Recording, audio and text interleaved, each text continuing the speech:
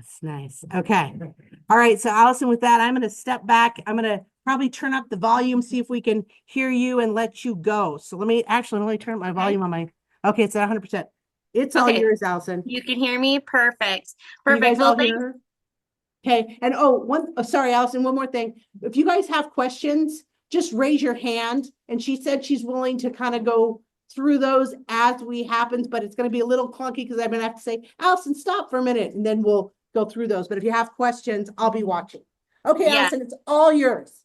Perfect. Well, thanks for having me, and I apologize for not being there in person. I much prefer to be in front of you all this morning, but unfortunately, that didn't work out. I got delayed in Fargo. The plane never arrived in Fargo, so they were telling me it was mechanical issues. And I guess given all the airline and flights and things that have been going on in the headlines lately, I guess I'd rather be safe than sorry. So I got stuck in Fargo, so hopefully this Zoom is a workaround. But either way, I am excited to talk about wheat with you guys today. I'm just going to kind of give a good overall picture, but I do want to introduce myself first. Again, my name is Allison Thompson, and I am the owner of the Money Farm, and I am located in northwestern Minnesota. So I'm not too far from the border of North Dakota. If you've heard where Fargo is, obviously, I'm not too far from there. So this is a picture of my family.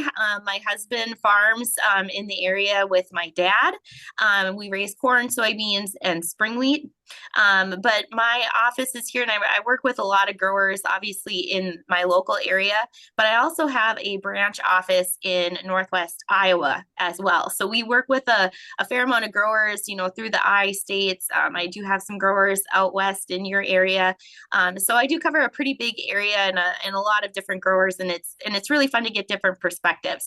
But the Money Farm has been around for a long time. Mike Kruger actually started it in the 80s. I just purchased it 2 years ago. So I'm really enjoying it and growing my business.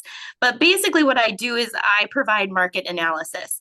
I work with a lot of farmers, obviously, on their marketing plans. I basically watch the market day to day, and if I see opportunities, I give them a call. Whether that's making sales, like this last week, we actually made some old crop corn sales. So giving guys some ideas on doing something, but it goes on them at the end of the day. When I make recommendations, the producer is ultimately the one that pulls the trigger. I don't do any of that for them. I do work with some independent elevators around Minnesota and North Dakota. I also work with a fair amount of seed companies, actually going up into Canada as well. And I do have a sister company, which is called Limit Up Trading, where I'm able to trade on the Chicago Board of Trade. So if you wanted to buy back sales on paper or do some hedging, I do have that ability as well. But obviously, markets are pretty volatile. And so I'm excited to talk about wheat today. And actually, as you can see, I have three toddlers, 4, 2, and 1. So they're pretty volatile as well. I really compare the markets right now to having my three little toddlers at home. You think you got them figured out, and they throw you for another loop. So I'm going to go through some of the volatility of what we're seeing in the wheat markets here. So I'm going to start out by talking about domestic and global wheat fundamentals. So I'm going to talk about the current USDA projections and give you a few takeaways from what I see is going on. I'll also talk about some outside influences. They're obviously a big factor right now, have been for the last couple of years. Probably always have been, but we're seeing it more so add to this volatility. So global economics, the US dollar, weather, and most certainly money flow at the moment. And then I'm also going to talk about the elephant in the room, and I'm sure you can probably guess what that is. But I just have a short bit on that when we get there. And then I'll give you a price outlook too. So I'll look at some charts and kind of give you some targets of what I'm looking at as far as prices go going forward. So again, as I go through it, please feel free to interrupt with any questions as I go. I kind of find that the best other than waiting till the end. Sometimes it's better to just do it right up front. So always happy to answer questions as we go here. So starting with domestic and global, or basically supply and demand. And I'm going to start with the US side first. So looking at us domestically, the latest USDA report was pretty neutral of a USDA report. We did see them actually lower US ending stocks slightly, but as you can see by the chart, we are still sitting on fairly big stocks and actually a 3-year growth of higher U.S. ending stocks. We did see some increased usage in some of the latest reports. We've seen exports be adjusted. This latest report, they actually increased feed and residual use, which was really good to see, 4 million bushels. And that basically came out of hard red spring, hard red winter, and durum wheat crops. That's where that demand came from. And that was mainly due to this flour milling products report that came out at the end of the year. We did see really good flour milling usage, and that's where that came from. But ultimately in February, they left exports unchanged. I'm going to get into what the demand side looks like, but just given where we're at today, this is what we're dealing with. We're dealing with higher U.S. stocks.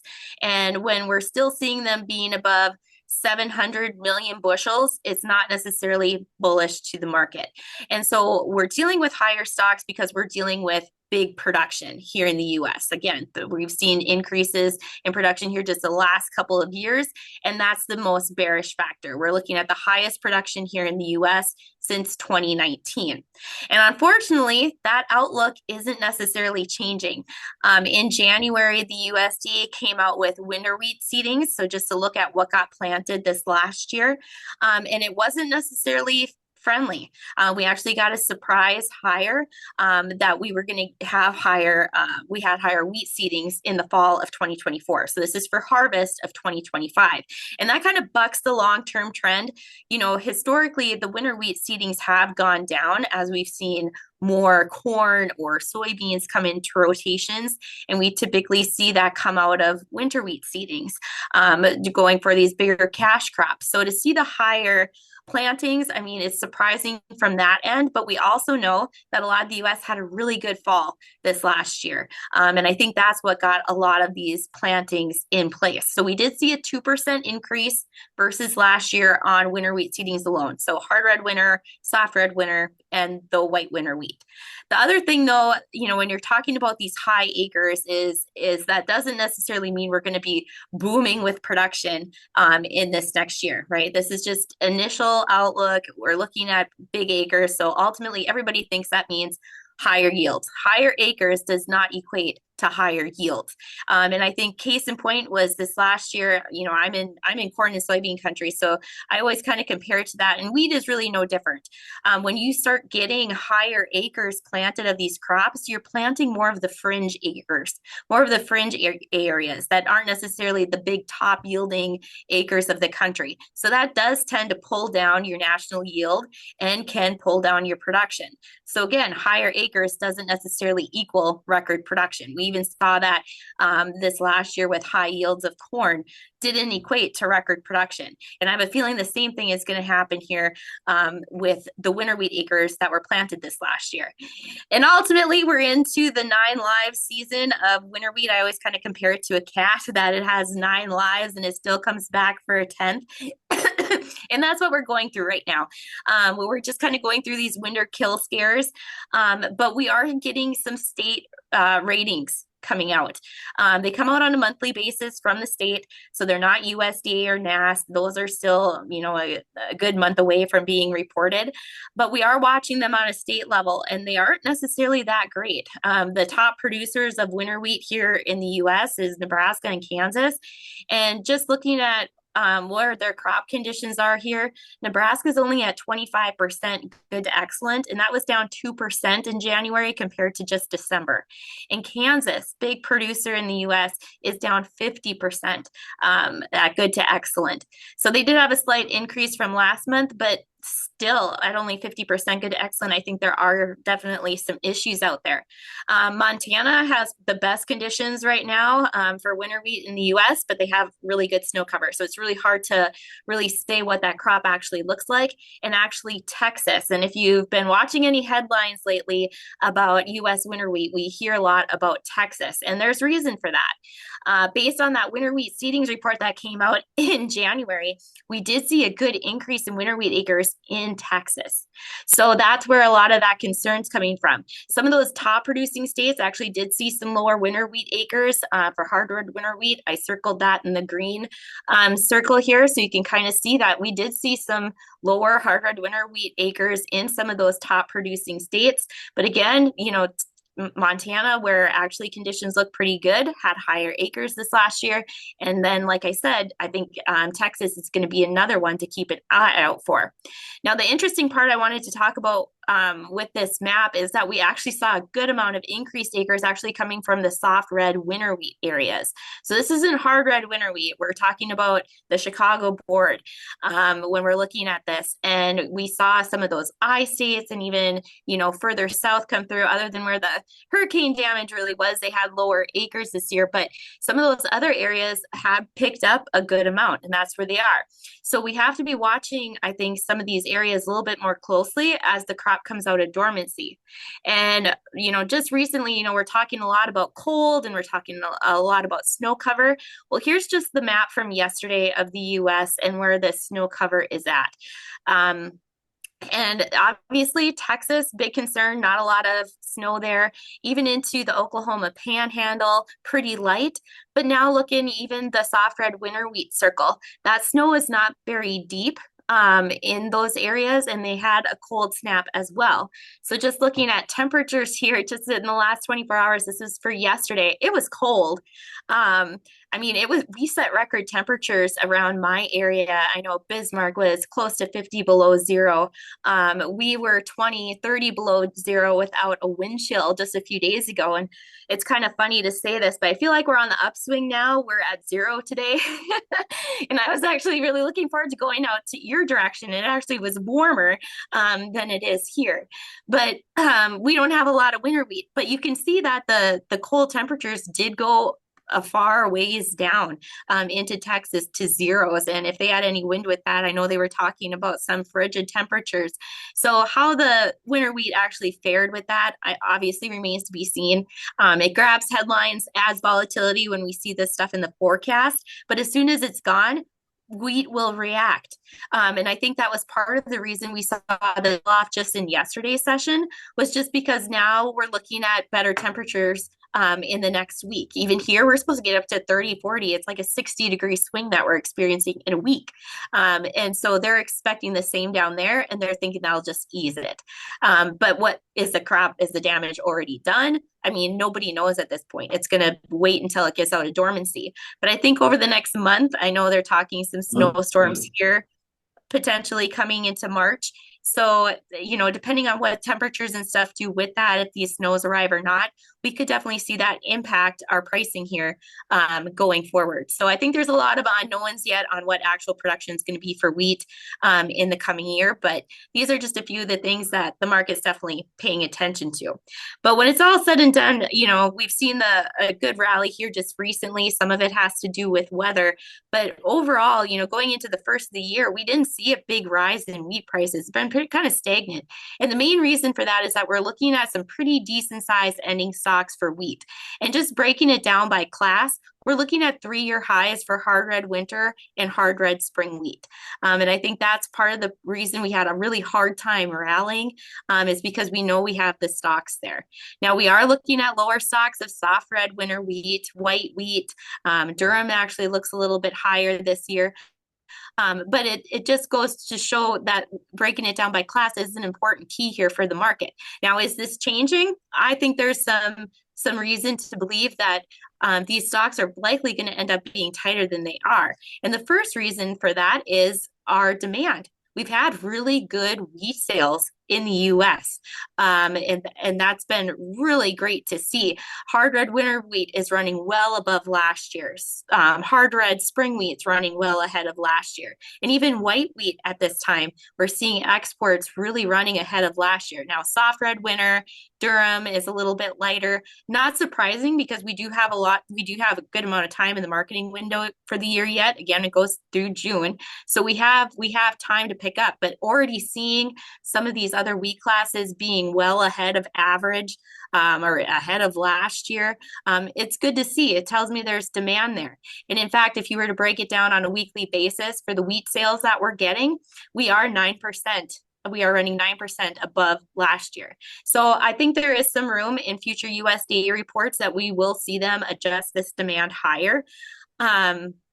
it's $1 million question on when they're going to do it, but I would have to think, since they also kicked the can down the road with corn as far as exports go, in this last month's report, we likely will see some export adjustments for both wheat and corn in March. So I think that's going to be the next one to pay attention to.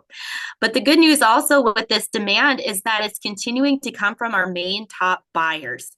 Mexico is obviously the top one buying a lot of our winter and spring wheat. And actually, I had the opportunity to speak in Mexico City to a group of wheat millers there. And it was a very interesting conference. They buy a lot of spring wheat, and actually they know a lot of the terminals even around me, of where their wheat is coming from. Now, interestingly, they had a drought down there this last year, so they've been importing a lot of our wheat and a lot of our corn, and they don't foresee that changing.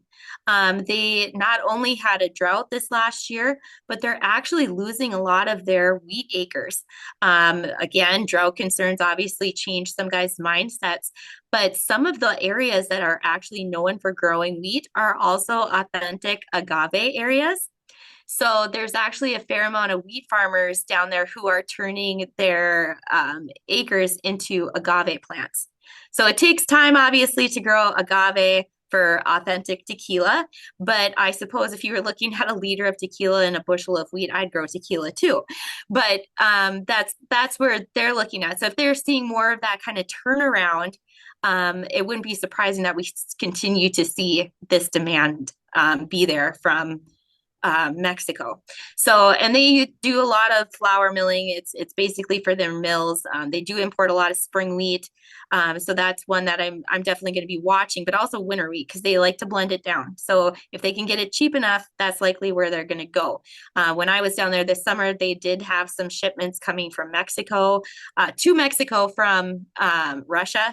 But they have some internal transportation issues. So they actually do prefer working with the US despite some border issues.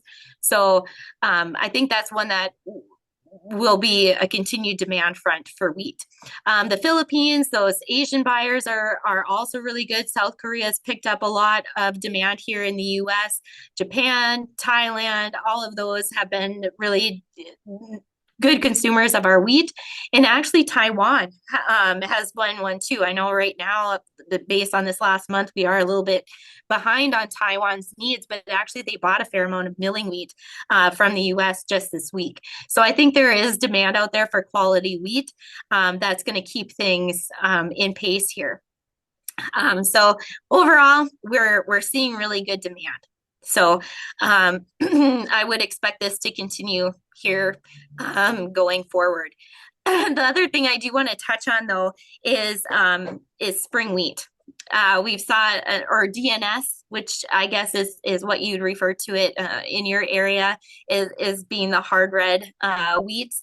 Is in my area, we're in the Red River Valley. So we actually do produce quite a bit of spring wheat here. But this last year, we were unfortunately hit by rain about a week before harvest, and it really hit our quality very hard. We have a lot of very poor quality wheat in bins around here. Discounts, I mean, you guys kind of have it nice where you're at. You have a positive basis. We're a negative basis. And right now it's anywhere between 40 to 50 cents under.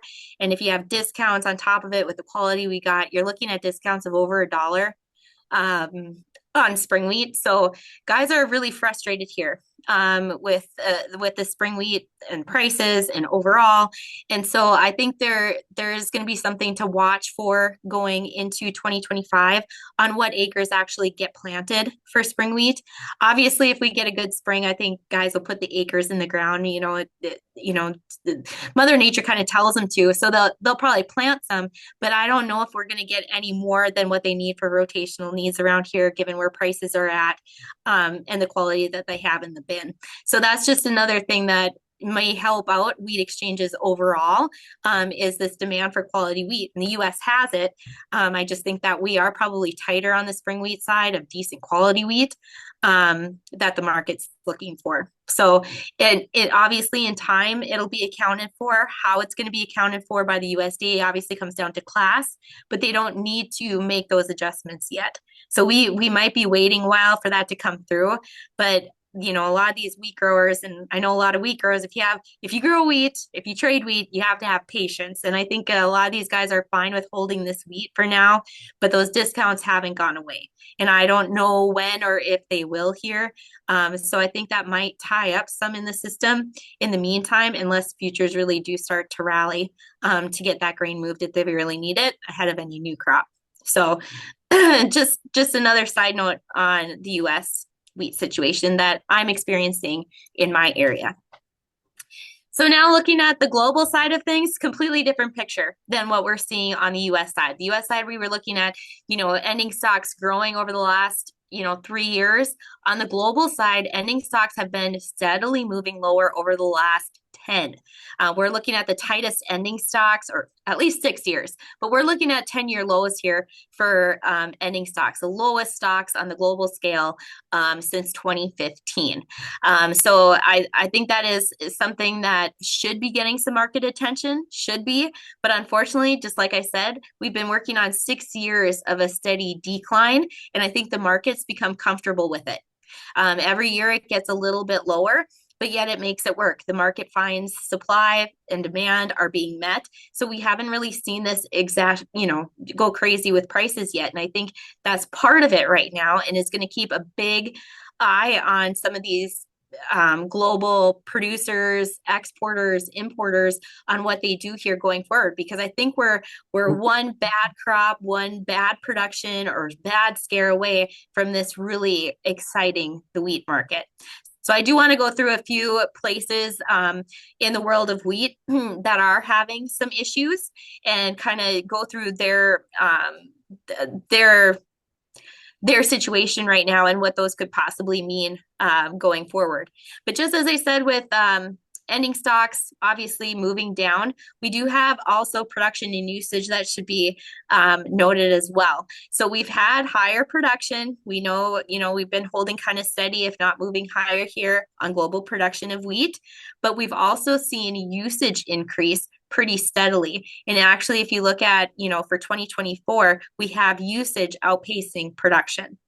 So it's definitely something that should be giving us good support in wheat. With that being said, I don't foresee new lows coming in wheat anytime soon if we continue to outpace our usage to production. So again, I want to just go through some of the big ones of where this production is and where we're kind of looking at for supply and demand here on the global side. But overall, the USDA has been making some changes over the last few months on global production. They've lowered production for China, Russia, the Ukraine, and the EU. Again, very big global exporters outside of China. And we're also looking at higher production versus last year for Argentina, Canada, the US, Australia, and even possibly India. So I want to break down just a few of these and go through what their situations are currently looking like. So starting with China, obviously they're the big one. They definitely use a lot of wheat, but the big story with China right now is that they're well stocked. Right now, we're hearing about lower production from the USDA, actually slightly lowering China's wheat production. But in China, all the news that's coming out of there is that they had a bumper crop of wheat this last year.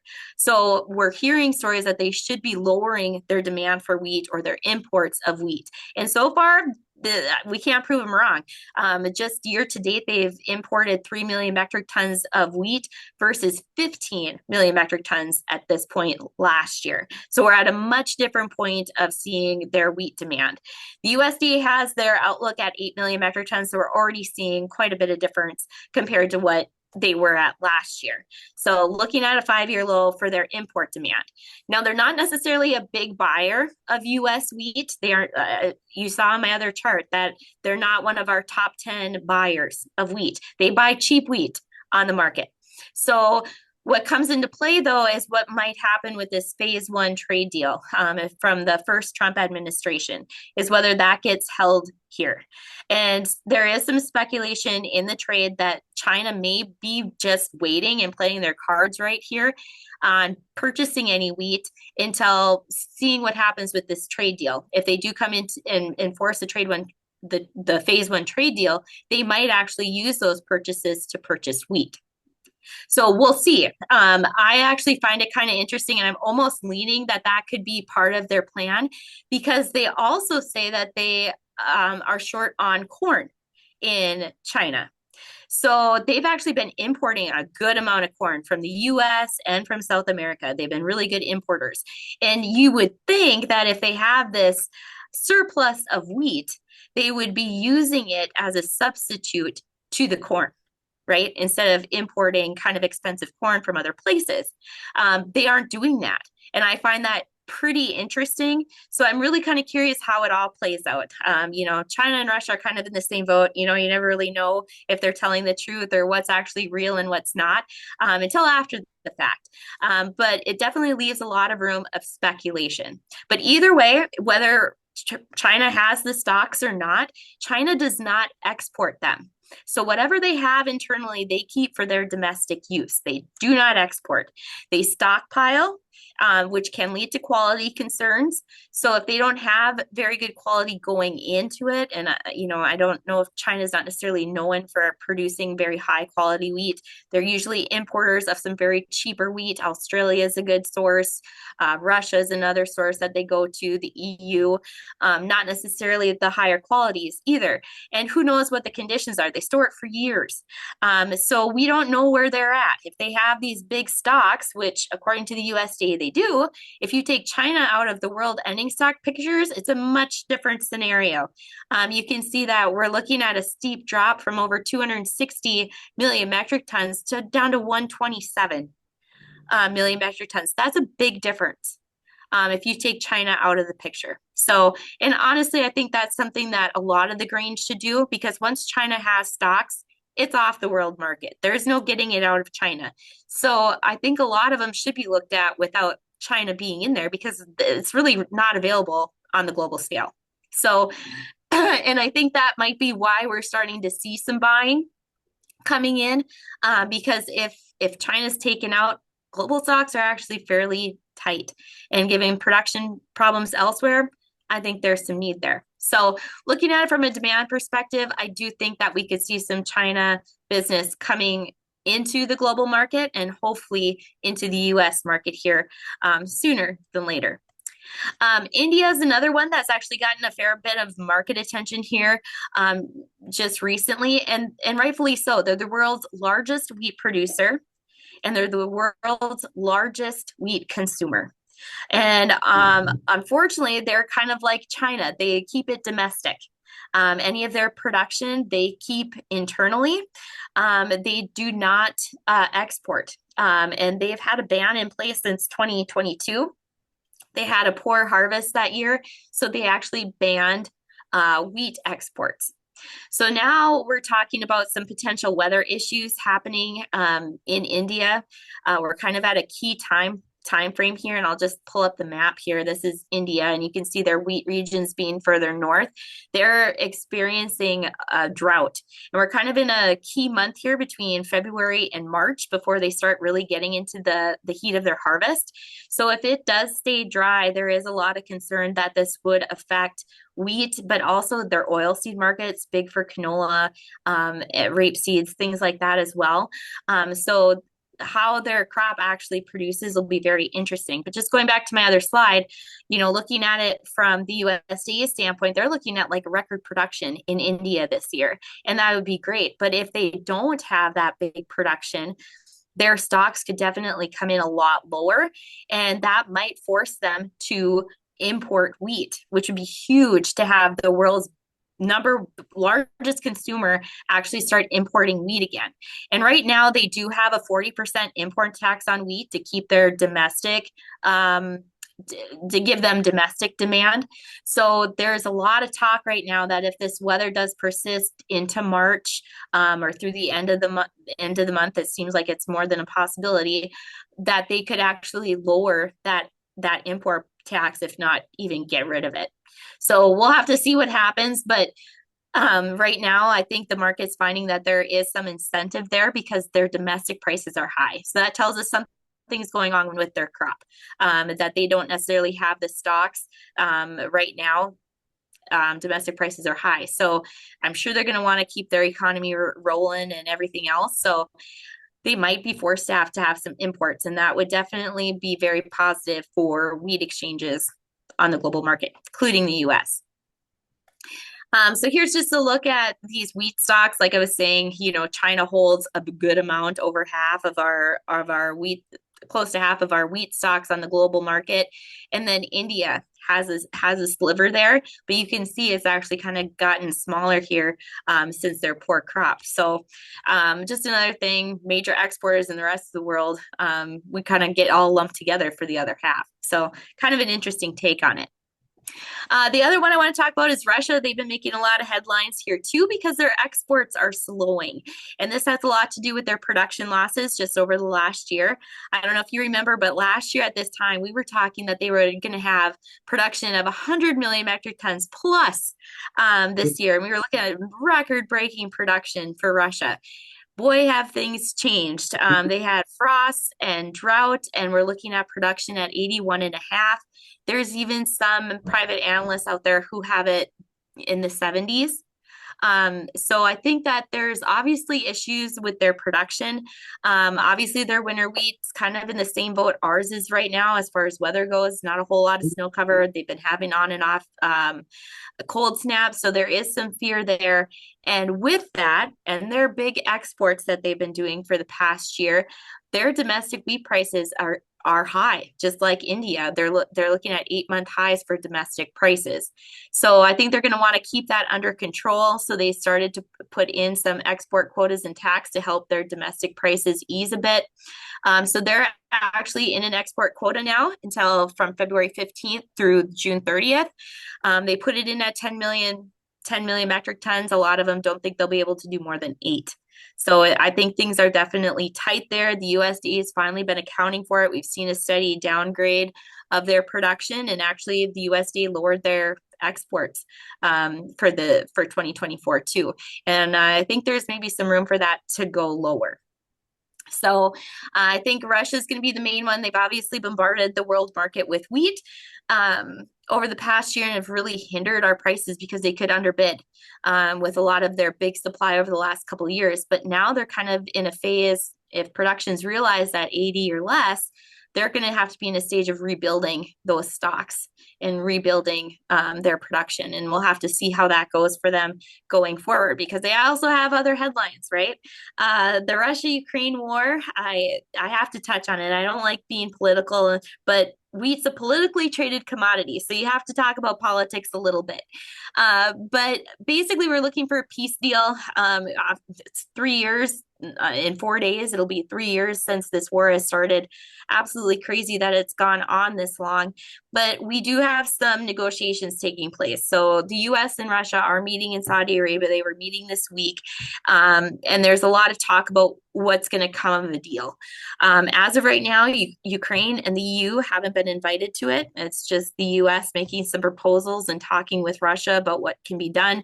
And there's so many different headlines of what could be included with that. Earth minerals, energies, military, economic assistance. There's so many different things that could actually go into this treaty. I don't think anybody knows what it looks like when it's all said and done, or whether Ukraine will be part of NATO or anything like that. And I honestly don't think NATO is going to be an option for them. And I think that's why they're not on the table right now. Is I think without a lot of countries' help, Ukraine doesn't have a whole heck of a lot. So I think they're going to be forced to coincide with whatever happens between the U.S. And Russia in negotiations to kind of concede with, because I don't think NATO wants them. When you're joining NATO, it has to be unanimous consent. Everybody who's in NATO has to agree. And I think some of those countries, Hungary, they will never want to work with Ukraine and NATO. So I don't think that that's going to necessarily be an option for them. But I've taken a lot of questions over, just the last couple of weeks of, well, what does an agreement or a peace deal look like? Or how is that going to affect our wheat exchanges? Because we were trading war headlines, for a solid year, and now it doesn't even matter. They bombed a nuclear Chernobyl a week or so ago, and it did nothing to wheat exchanges. So, what is a peace deal going to do? In my opinion, it could go a lot of different ways. On one side, the main thing that I'm watching right now is when that war broke out, and I'm going to switch my slide. When the war broke out in 2022, the wheat stocks in Russia were at a much different place, or in the Black Sea in general, for that matter. Between Russia and Ukraine, they had pretty high ending stocks. Right now, they don't, and they're sitting on expectations of a lot tighter production. And so I don't think they have necessarily the same large impact on the global market like they did then, where they really kind of controlled and could set the price of wheat. I don't think they have that this time. So if there is a deal, I think, yes, it's kind of like a tariff news that we're going to get all of a sudden, we're going to trade it for a day or two, but ultimately we're going to trade out of it, because is it really going to change the fundamental picture? Is it really going to change global supply and demand?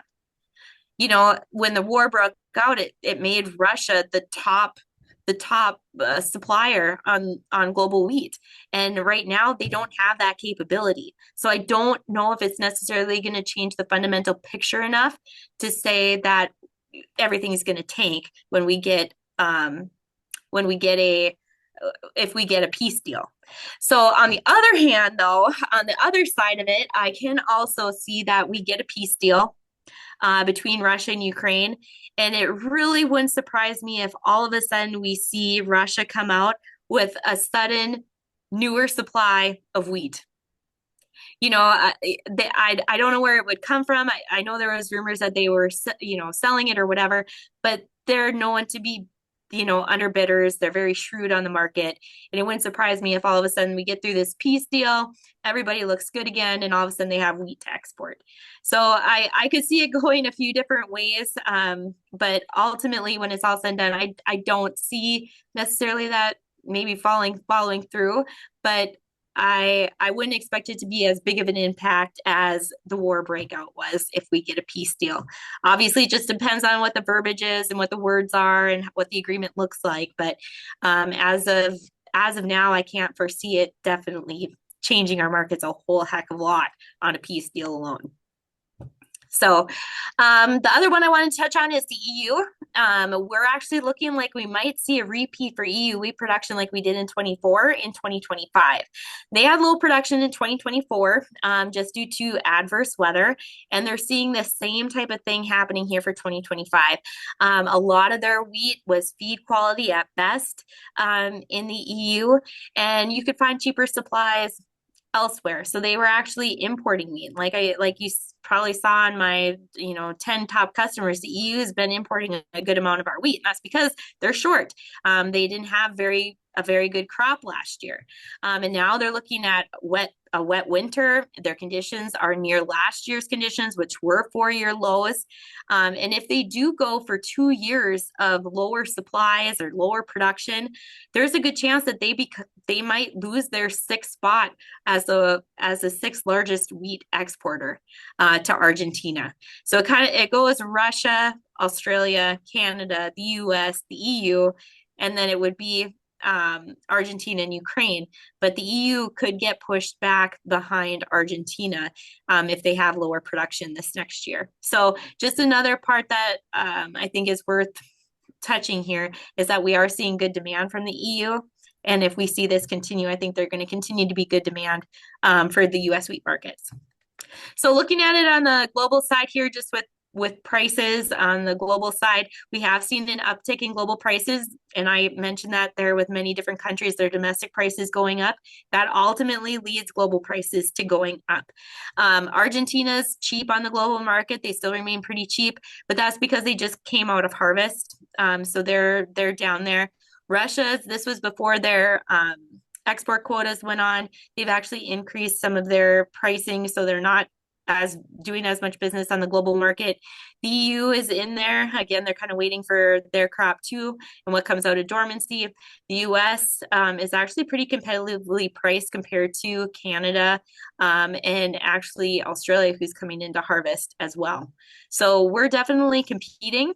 And I think that just makes our outside market forces a lot more important, like the US dollar. If that makes us a better competitor as far as exchange rates go, it could definitely keep us on the better side of comparing for wheat prices. So before I get into outside influences, do you guys have anybody have any questions so far?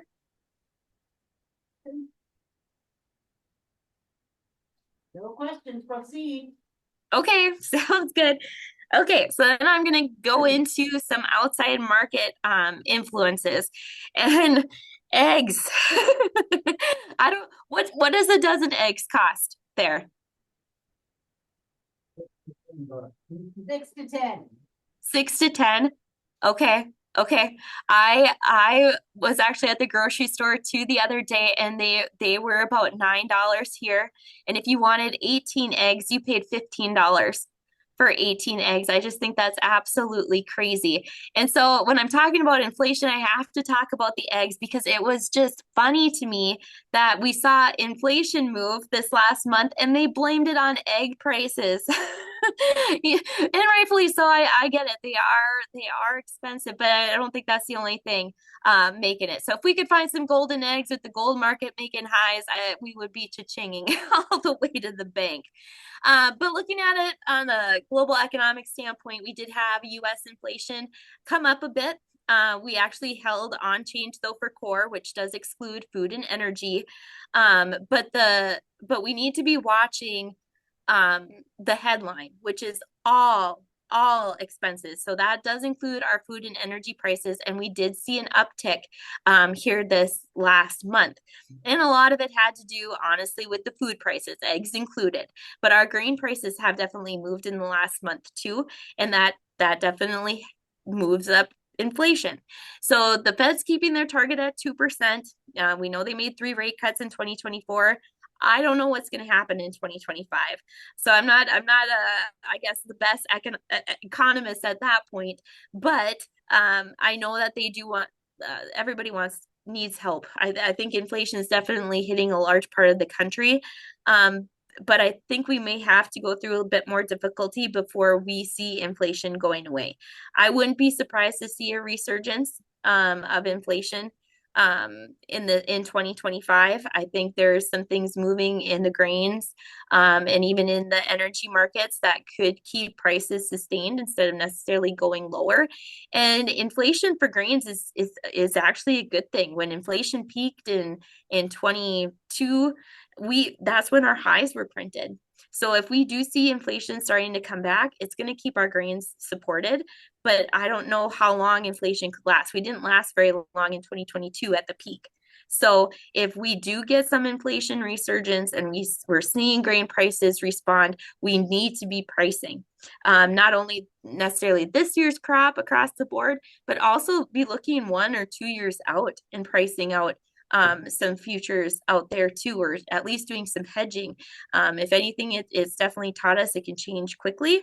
And obviously inflation is just one piece of the mix that influences prices. So with that, I wanted to also touch on the US dollar. Now we saw it sink today.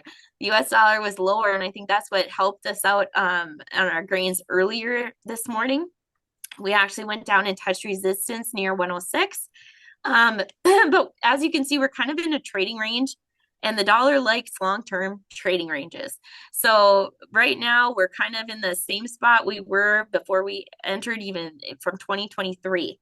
Now the high side, I am noting that 111 area as being probably the high end. Those are the old highs in 2022 where those came from. And I also see that 111 being a pretty good area of resistance for the dollar, just doing retracement. So I took a retracement from that, the early 2000s down to the low during the 2008 crisis, and I get a 78% retracement at 111. So unless we were to really break out of that, I think that's going to be a pretty top area of resistance where we could see it pressure the dollar lower. Lower dollar should help our grain markets. It just makes us more competitive on the global scale. Higher dollar, it obviously makes us more expensive. So it is something to watch.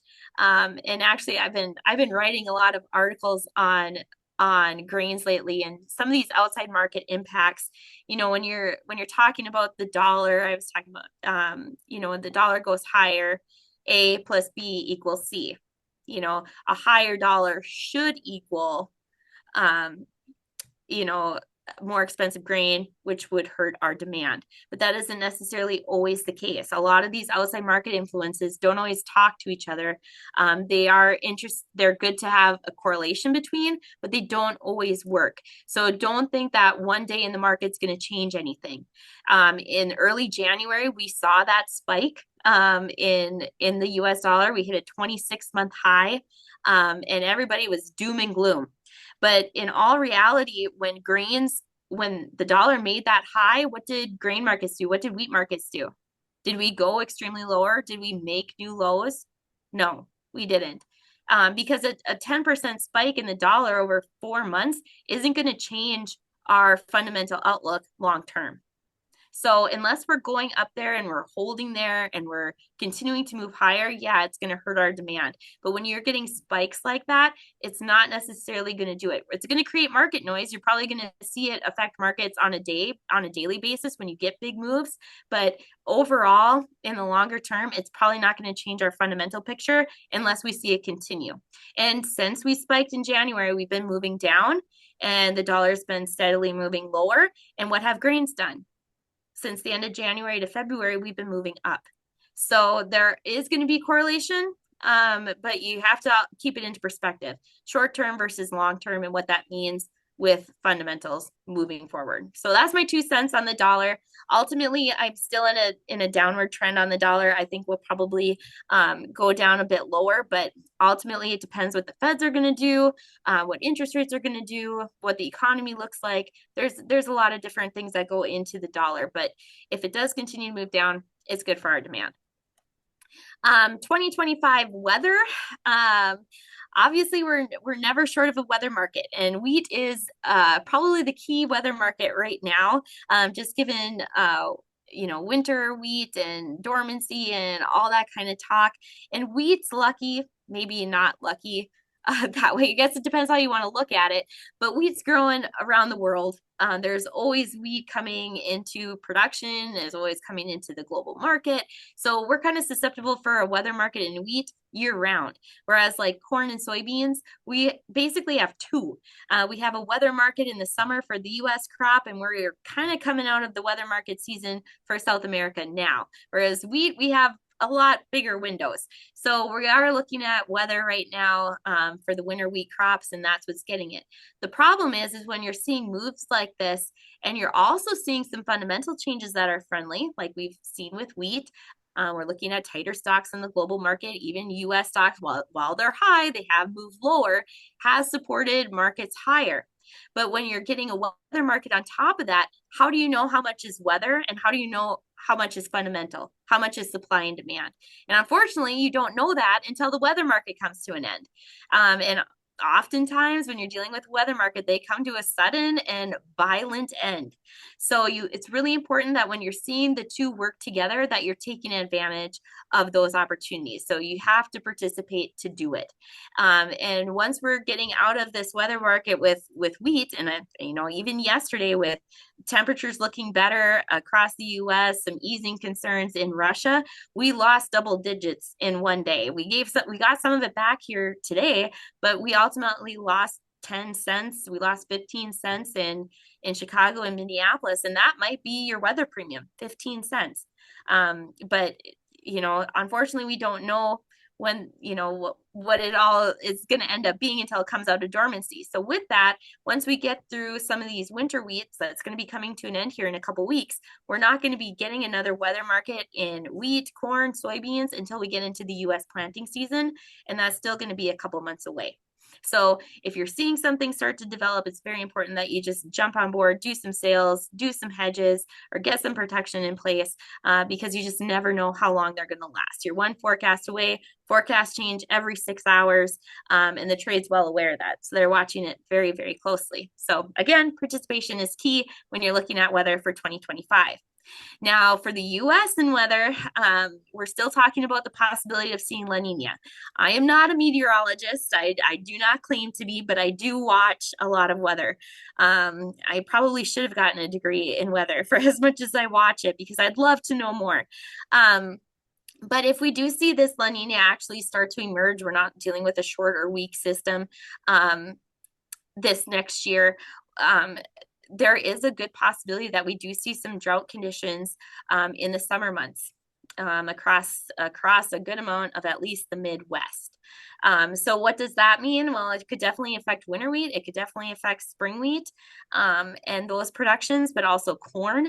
And corn, sometimes can work with a substitute of wheat. So I think there is some possibility here that we could see wheat, corn, soybeans actually start to look at this. And I think some of the markets already have been looking at a 2025 drought scare here in the US because of not only this cycle pattern, but we're already starting to see dryness even this winter pop up. And I didn't put the drought monitor up in here because I think it's a load of crack when they're putting up a drought monitor in winter. A lot of the snow that we have here doesn't even equate to anything when it's all said and done in the spring. It's all runoff. It goes to the rivers. It doesn't soak in the ground. So I don't pay a lot of attention to drought monitors until we get into spring. But I know there is concern. My guy in Northwest Iowa by his office, he farms down there too. And he said they have cracks 1 inch to 2 inches wide in the ground. They were dry last year. They can't afford another drought this year. So I think there is going to be some pop-up areas that could definitely be hurt. Some of that could be this year's winter wheat crop in some of those areas that are dry. It could be sporadic. It just goes back to what timely rains could do. To be honest with you, with our spring wheat crop this last year, it looked beautiful all season. We thought it was going to be a record crop, phenomenal yields. I mean, it looked amazing. And we got one rain and it was shot. So wheat's a finicky crop too. So weather dependent, but just depends when rains and dryness and all those things hit during key times. So just something else to keep an eye on here as we go into 2025. The other thing I do want to talk about is money flow. You probably heard about the managed funds or outside investors or the speculators getting long grains. And basically what these managed funds are is they're outside investors. So they invest other people's money into markets in the hopes of making money. So their only goal is to jump on a trend, stick with it, and make money for themselves and their clients. That's it. They do not care about fundamentals. They do not care about technicals. They just want to follow the trend. And we're seeing the trend start to change. And the first one we saw change was in corn. And when that started to change late this fall, before the first of the year, we started to see them start to gain a long position going into 2025. And we all thought that was just kind of crazy that they were getting long corn, but nothing else was following. Well, lo and behold, we're starting to see these other commodities start to follow and they're gaining on the long side. So it's just another thing to watch of a possible change in trend is when the funds start to change their position. So they've been consistently adding. This last week, they actually did sell some contracts back.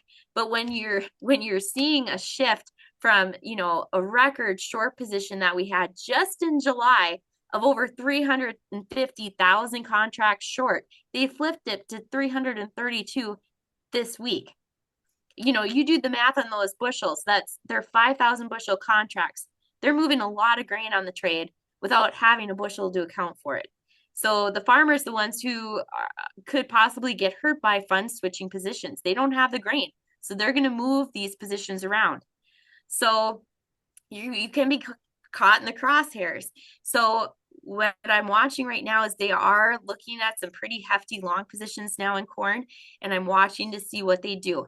Are they going to continue to add to their positions? Are they going to take it to new record long positions, just like they took, record low positions this last year? Are they going to continue to add to it? Those are things that we're watching. And fortunately, when they started talking or when they were starting to add to their long positions, what do you remember what the story was in corn? We were looking at huge production here in the US. We were going to have huge ending stocks here in the US. We were in the heart of harvest, coming out of harvest, and looks huge, but yet the funds we're buying were like, something doesn't add up. Well, lo and behold, we got USDA reports towards the end of the year and to start the year, and all of a sudden we have strong demand, we have production issues, yields weren't that great, and we have tighter stocks, so it comes to fruition. So something somewhere, they saw it starting and the funds jumped on that trend.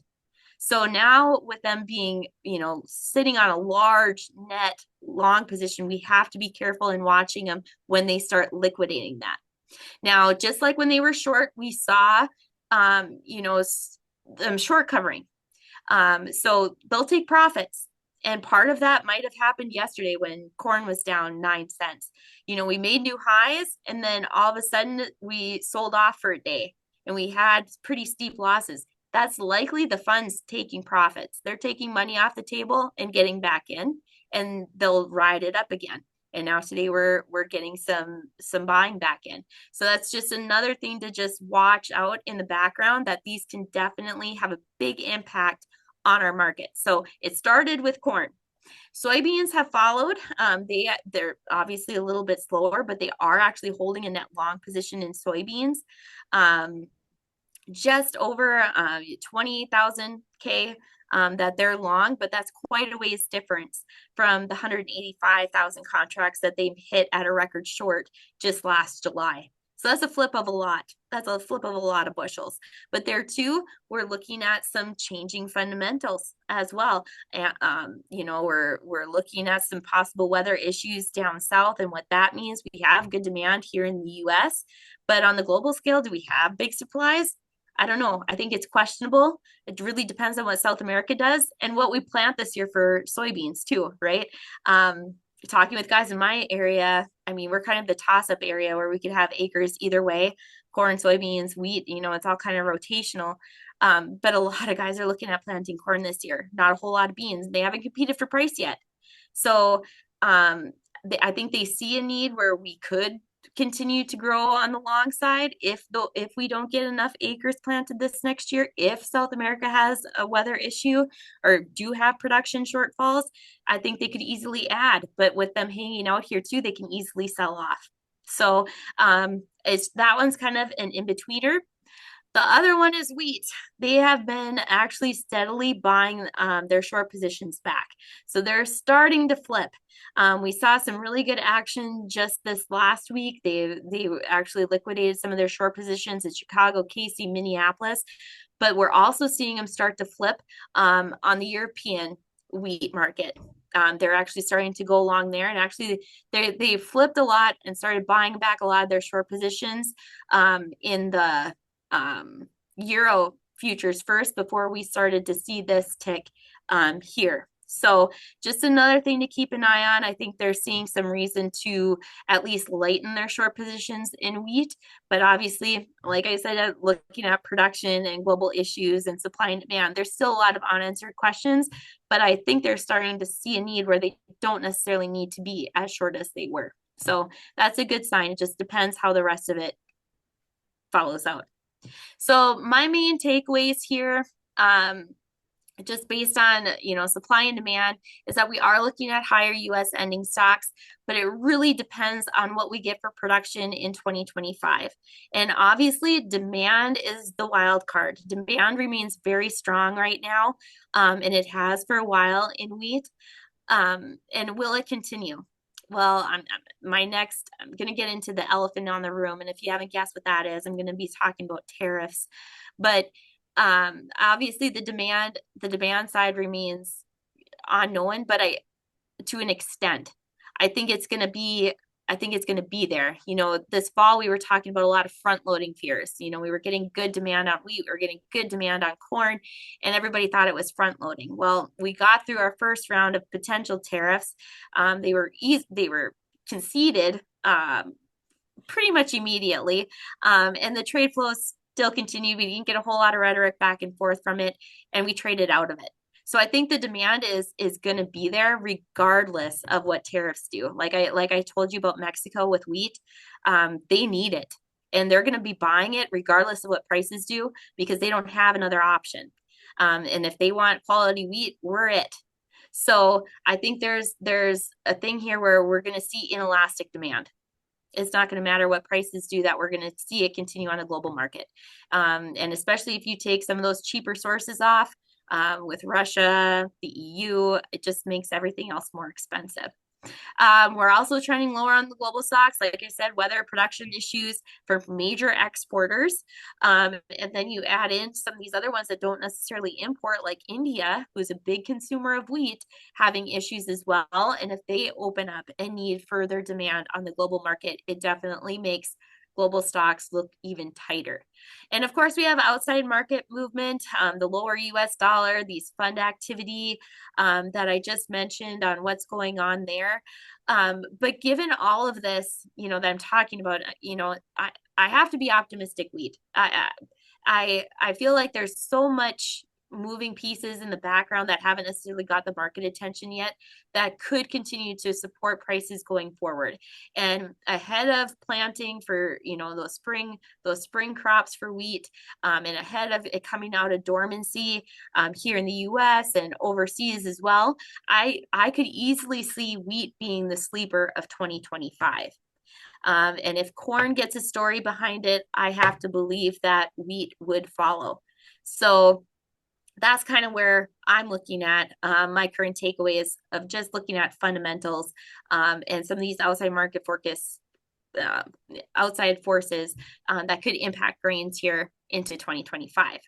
So again, my elephant in the room for tariff talk, you know, obviously we're reaching the deadline for the March 1st, and March 1st is where we could see additional tariffs be put on place for Mexico and Canada.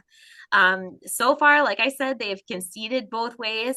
Pretty much immediately. Nothing lasted very long. They had a month of negotiations, and I think that's great. It's a completely different scenario than what we saw during his first term. They went in hard and everybody fought back and forth, and it got really messy. And this time we're not seeing that. And I think part of the reason is because the global economics as a whole is not the same picture it was in 2018. I started trading in the fall of 2017, and I got blamed by every farmer for that trade war that broke out in 2018. I was in the thick of it. So I remember very clearly when that broke out, started in February, and anything definitely moved our markets when we were talking about trade and trade wars and tariffs and anything like that. And this year we're not seeing it. Just like the Colombia, we had a 24-hour trade war with Colombia, and they conceded, and markets didn't move. We saw them actually trade higher in the grains. We made it through our first trade war in 24 hours, and grains were kind of happy about it. And then the next week we had a weekend trade where we were potentially looking at tariffs with Canada and Mexico, and there too we actually held support levels, and they conceded, and we moved on. And I think that's because the fundamentals are showing us that stuff is tight globally, that they need the supplies, whether there's tariffs or not. I think there's still going to be a need there. Like I just mentioned with Mexico and wheat and corn, they're going to be continued buyers regardless. And I think the other thing that's working for us too is that a lot of these other countries aren't in a pretty economic picture either. We're obviously dealing with inflation here. China's dealing with deflation, just the opposite. People aren't spending any money. So they're also needing to look out for their economy too. And I've heard some rumors today even that there might be some workarounds with the China tariff deal. So all of it, to me, I really think we're in a good spot here. As far as tariffs being, the elephant in the room that could really drastically change our markets. I'm not saying I think there's still a black swan that could definitely land that is holding above this market, could definitely change the picture of things. But the way it's going so far, I'm pretty optimistic on our outlook here going into the next year. Now, the other part I have to say, though, I know I'm talking maybe too much politics here, but we're dealing with this administration for the next 4 years. So in the next 4 years, do I see some kind of a trade policy change? Yeah, I think we'll probably see something. Is it necessarily going to be a trade war? I don't know. I don't know what necessarily trade's going to look like 4 years from now, but I can about guess that something's going to change in it. I just don't know if it's necessarily going to be bad. I think everybody was so pessimistic on trade and tariffs, when we were going through the election cycle, that a lot of anything bad that could have happened was likely priced in when we made the lows. So I think it's a positive here that we're continuing to trend higher regardless of ongoing negotiations and ongoing trade talks and a whole bunch of unknowns on the global geopolitical scale. So to me, I'm optimistic given where we're at and what we're looking at here. I don't think it's going to impact our demand, at least in the near term. Like I said, I think a lot of those front loading fears went to the wayside too. We're seeing demand continue. I don't think it was front loading. I think there was demand globally for grain. So with that, can I get into my price outlook? Do I still have time, Katie? Yeah, how about like 10 minutes? Yep. I'll whip through her then. Yep. No problem. Okay, so I just wanted to start with Chicago wheat. I'm still looking at the March contract. March options expire tomorrow. So if you have March contracts of wheat or options out there, I prefer to move them this week versus waiting for delivery next Friday. But I'm still going to talk about them because they're still our front month. So a lot of elevators, things like that are still going to be pricing off of March here for at least another week. If they're not, I guess they can do what they want, but it is what it is. But just looking at March Chicago wheat, we've had a really good run. Now today, March is actually back below $6 again. We're going to close about 5 cents lower and after yesterday. But that $6 mark has really been a sticky point for front month futures. And so with option expiration tomorrow, and when options expire, the trade always tries to get the most options to expire worthless. And so my guess is there's a lot of $6 calls out there that are going to expire worthless tomorrow. So my guess is we'll probably hold just below $6. On the plus side, though, is when we do flip over to the May contract, we are trading above $6. They're trading at 601 right now. So we'll probably have a better chance of holding that $6 level once we see March go off the board. But either way, this is just a continuous chart for Chicago wheat. So this is just from 1 month to the next month to the next month to the next month. It's not just one contract. So you can just see from the July low, just to the high here this week, we've rallied 90 cents in front month Chicago wheat. And in the March contract alone, just from the January low of that contract, we've rallied 78 cents. So with that, it's been a phenomenal rally. To me, it's worth rewarding. I would definitely be getting rid of some old crop if you have some. For right now, anything around that $6 mark, even going out to May, I think it's worth doing and getting some sales on the books. My next area that I'm really watching for, resistance levels is that 617 area. If we can close above that, we're not going to see much resistance till that 640. So I think there's some good upside potential here, but we're going to see back and forth. We're going to see back and fill action, and that's normal. But if we went up forever, it'd be pretty dangerous. Nobody would want to start top picking or making sales because it's only going to go higher. So having these back and fill actions, like we've have had multiple times over the last couple months, I think it's a good thing. At least we're starting to trend higher. We're still making higher highs and higher lows, and that's a good sign of an uptrending market. So I'm optimistic that we're going to see higher prices. I don't like putting out long-term forecasts of, we're going to see $8 wheat. I don't do that. I like to reward the steps that we're given. So when you're seeing anywhere from, 50 to $1 moves, you got to be doing something, whether that's making a sale or putting puts in place or adding to some hedges. That's what needs to be done when you're seeing moves like this. And looking at new crop for Chicago, this is just July. There too, we've had an 83-cent rally just from the low here in January. 640 would be my next area of real resistance. July today is trading at 614. So we're kind of getting there. I'd like to get past this week's high to say that's back on the table, but overall we're holding support. Like I said, we're trading 614. We're right around that 200-day moving average, which is that 616 level. So far, even on these pullbacks, we're holding support, and that's a really good sign for grains here. So the $6 mark, if you're looking for, some, if you're buying back sales or something like that, I don't mind going out of the money. I like spending 15 to 20 cents on a call, same with a put. So you might have to go out of the money a little ways on Chicago, but I like to keep them cheap and upfront. So if this thing does decide to take off, you're not spending an arm and a leg to protect it forever. Keep them moving. So I like to keep it up front. So look at May or look at July, and then depending on what markets do, either just let them expire, or if you get some money in them, start rolling them around. Though that's kind of what I've had the best luck with for all the grains here so far. For KC wheat, same type of thing. We're getting a bit of a pullback today. We're back down near the $6 level on March. So this is quite a bit off just from a couple days ago of where we were, but still we've had a really good rally. So even with the change of weather attributing to some of the pullback, we're still doing pretty well here. We still had a pretty good rally off the lows. So just on the continuous chart here from August, we've had a dollar rally. In the March contract alone, since January low, we've rallied 92 cents to this week's high. So overall, I think we're still doing really well. Again, we're still trading above that 200-day moving average. The $6 area should be really good support for falling back, even where we're at today, 607. So I think we're finding good support here. And to be honest with you, across all three exchanges, if I'm having guys that are reowning or they're making sales, I buy back on pullback days.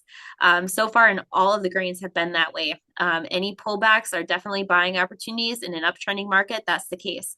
So I've had really good luck with using that to my advantage to keep trending upwards, especially if you're doing any reownership. Looking at July, there too, we've had about a dollar rally to this week's high. Today we're trading at 632 for July KC wheat. So we've pulled it back a bit, but again, still remaining well above my moving averages. And as you can see, we did hit some of those old previous highs, or got really close to them earlier this week. And that likely attributes to the pullback too. So there's fundamentals and there's technicals, and they both kind of work together and give us price discovery. And so you're going to see some movement on a daily basis just based on that. So some of these technical levels are definitely important and worth watching on how we're trading. And KC wheat's a perfect example of that. Looking at March Minneapolis wheat, there too, we kind of pushed up against some good resistance in the March contract. Now today we're trading at 632. I really have targets to move some more spring wheat at about 650. If I can get 650 futures, I'm probably going to let them go. Will guys do it? I don't know. Probably not, with the quality and still having some pretty steep discounts. A lot of these guys are fine holding shitty wheat for years. They have no problem. Eventually they'll have an opportunity, and they know that. But anyway, for my recommendations, I guess that's what I'm looking at. But ultimately there too, we're kind of in a good trading range and still trending higher. But we've had a good rally. So worth rewarding and doing something with. Again, buying on pullbacks and staying long this market, I don't think is a bad thing right now for old crop. And looking at September for Minneapolis wheat, there too, we've finally broke through the 200-day moving average. And even today we're holding pretty well. September's at 669. And I guess for new crop, September wheat, spring wheat, I'm fine with waiting till $7.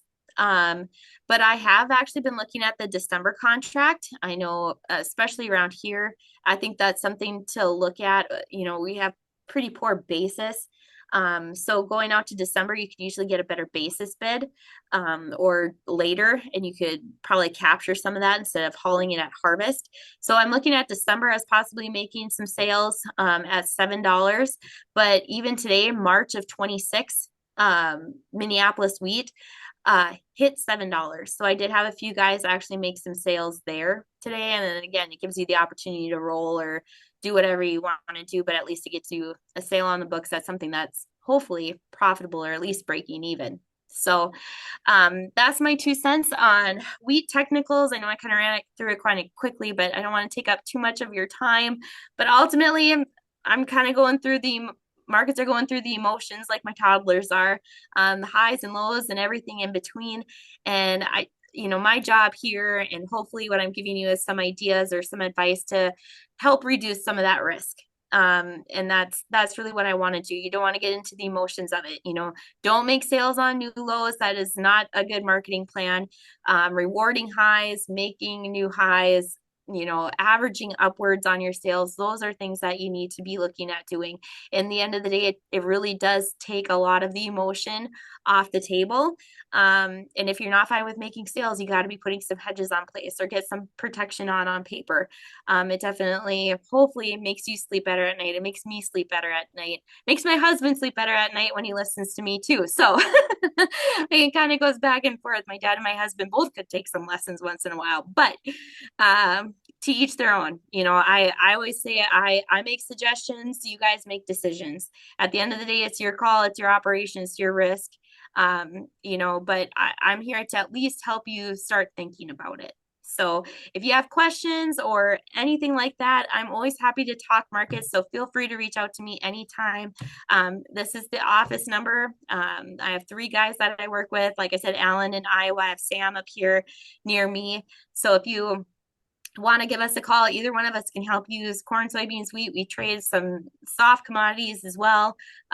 Livestock, we're happy to talk about anything, but I really enjoy talking wheat. I'm kind of known as a wheat trader up here, and a lot of people get spooked trading wheat, but that doesn't help growers out at all. If you don't know anything about the wheat market, it's definitely its own animal.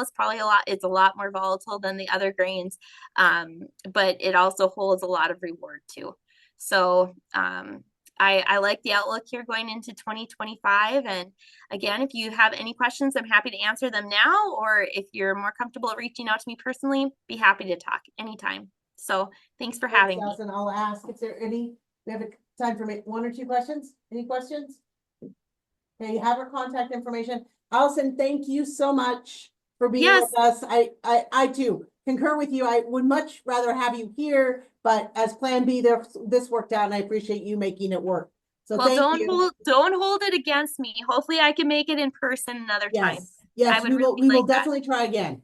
Okay, that sounds great. Well, thank you so much. I appreciate it. Take care. We'll talk to you later. You too.